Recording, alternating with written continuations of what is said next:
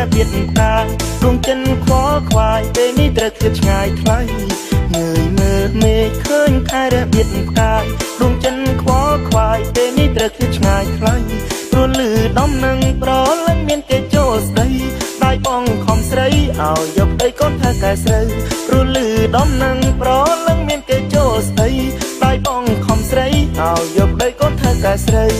មិនហ៊ានសួរពួនមើលពីក្រៅរបបខ្លាចពេលឃើញបងធ្វើឲ្យអូនកាន់តែសោកសៅ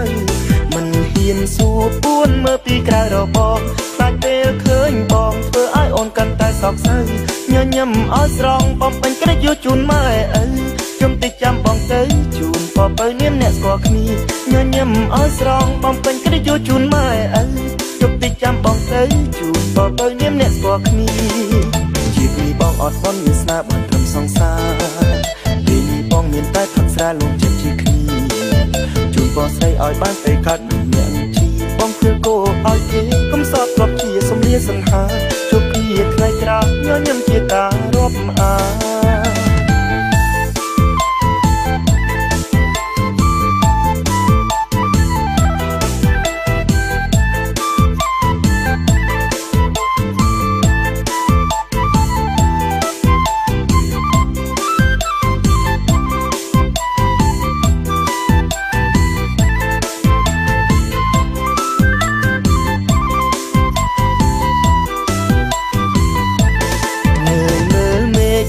ខែរបៀបតា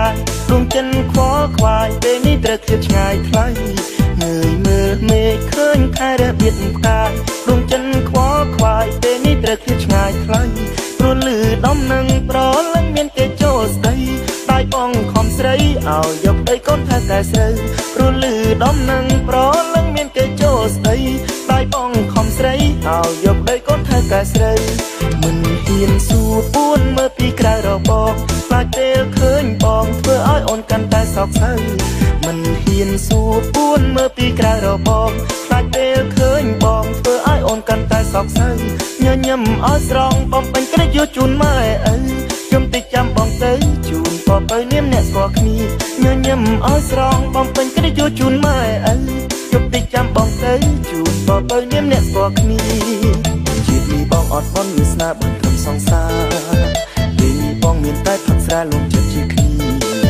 ជូនបងស្រីឲ្យបានទៅកាត់នឹងអ្នកជីបងគឺគោឲ្យគេកុំសតប្រាប់ជាសំលៀសង្ហាជួបគ្នាថ្ងៃក្រោយញញឹមជាតារាប់អា